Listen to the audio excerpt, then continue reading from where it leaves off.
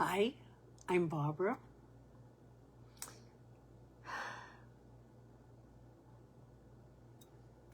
Spiritual groups repel and do not discuss anger truthfully and fully. It's probably one of the greatest and most harmful spiritual bypasses that they do in the presence of students studying. So, my name is Barbara. It is May 4th and 2026, and I'd like to look at anger, and I always write my stuff out, so I do have to refer to my notes, but I do have to ask you a question.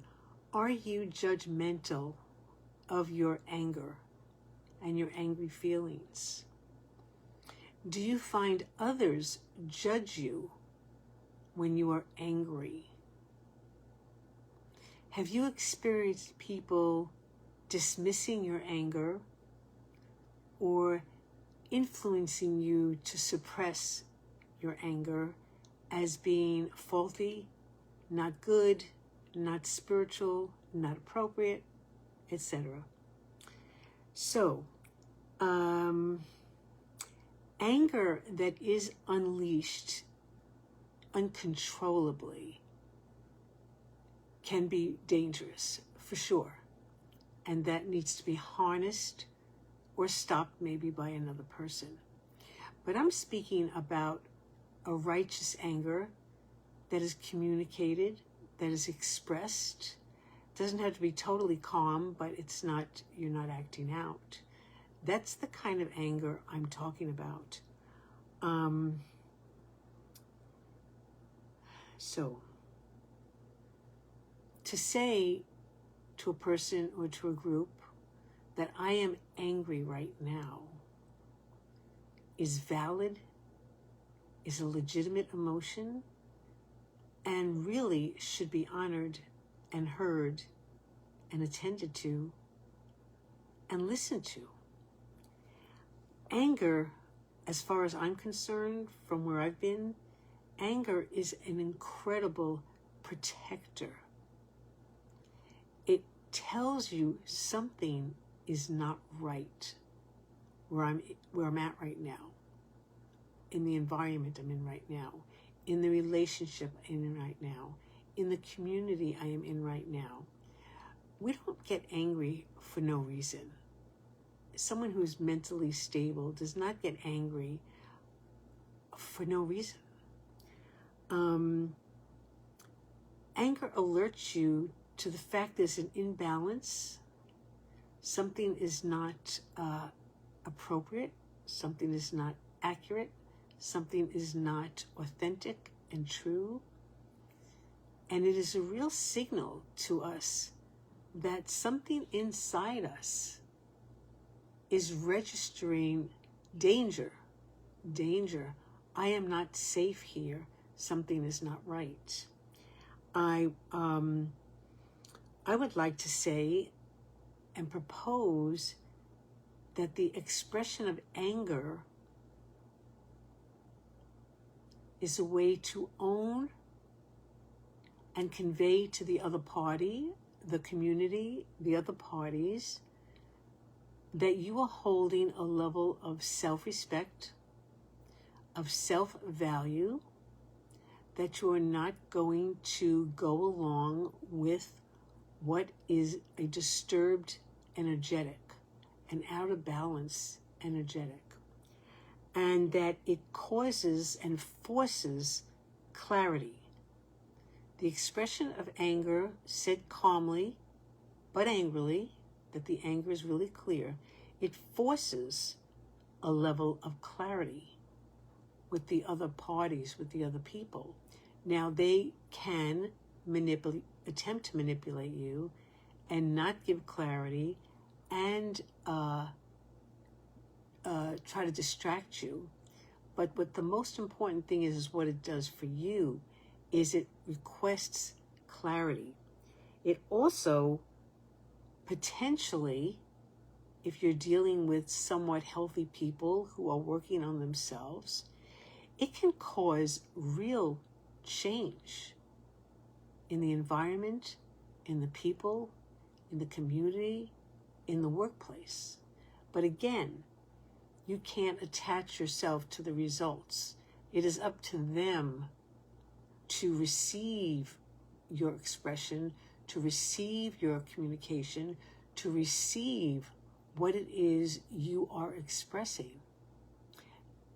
What they do with that information is on them, but you are holding fast to who you are inside authentically, and you're holding to your inner sovereignty and not letting yourself be swayed and talked out of that your anger is inappropriate.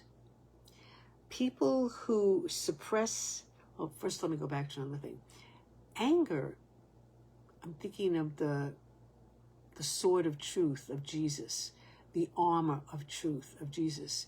Anger can be a sword of truth that just cuts through, just slashes right through the illusion and delusion that is being set up for you and probably everybody else.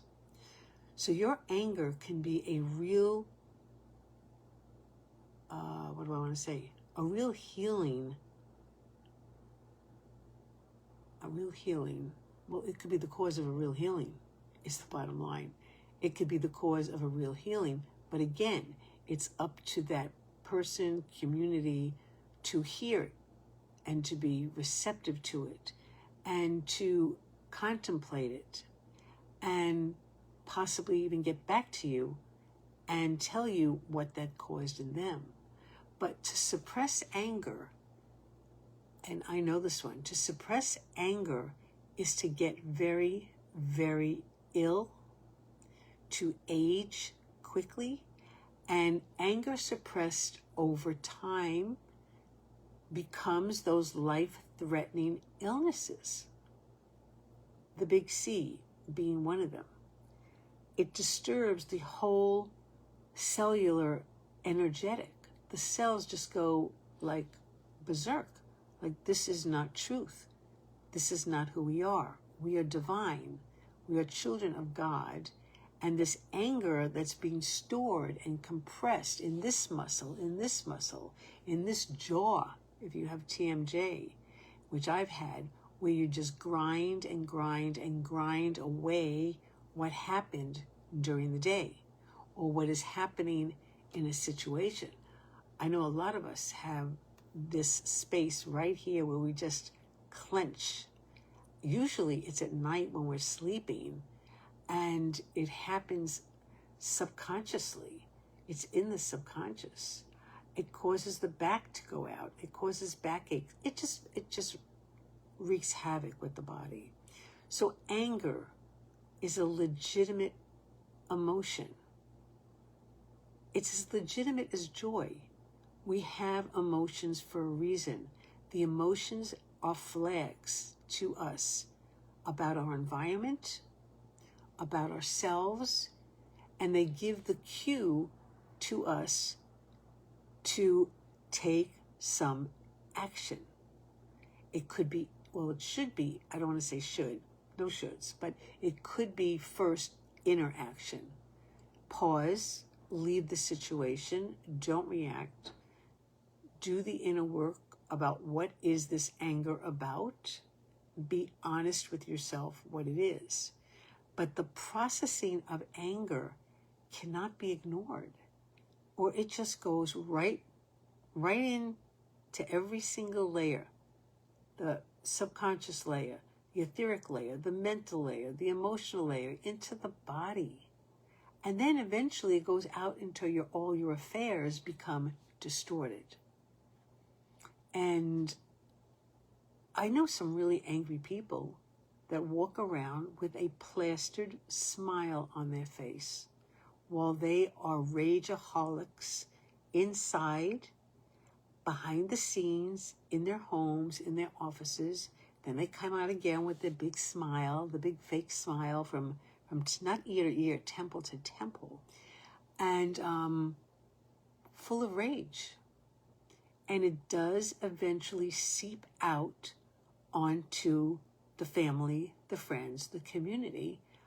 And then they're pointed to as the problem, instead of really looking at who is emanating, who is holding on to that rage, who is not processing and owning that shadow within them, who is not owning the shadow of anger within them.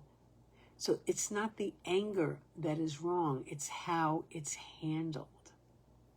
So I would like to suggest to honor your anger as a sign that something is deeply, deeply disturbing you, and it needs to be looked at. And I hate to use the word analyzed, because some of us, analyze until we're paralyzed. It has to be addressed, if only by you, yourself, and your therapist. And if it is a legitimate cause to communicate to the other party that this is inappropriate, what was just said, what was just done, what I see you doing, the suppression of anger is rampant. It's a rampant spiritual bypass. It needs to be acknowledged. And don't let any of these spiritual teachers, paths, and I focus on the spiritual paths because that's where I've seen so much corruption and so much distortion. And very often the people who teach this stuff, these spiritual things, are quite dysfunctional behind the scenes. And I say this from knowing, not from guessing.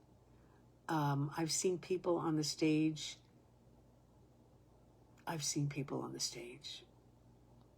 And I also know what goes on when they're not on the stage. And it's not even 2 different people. It's like 5 different people. So be really careful. If you're angry, it's valid, and honor it. And I do place a caution on it. Don't react. Don't get careless with it. Remove yourself from the situation. Ask someone for help. Please be with me right now. Take me home. Can we just talk? I just got triggered. My anger's up, and I really want to look at what this is about. So, anger is real. It's valid. It's legitimate. It's part of who we are. It's the emotional level of every single human being. It is one facet of the emotional level, and it should not be separated out from all the other emotions as being shameful or wrong. That's where the shadow comes in. If you do not embrace those qualities or those traits or that momentary emotion, that's what's called the shadow. When you stuff it down and eventually it blows up onto someone else or inside you. So that's my message for tonight. God bless you.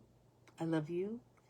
And peace, be still, and take really good care of you and your emotions. Okay, bye-bye.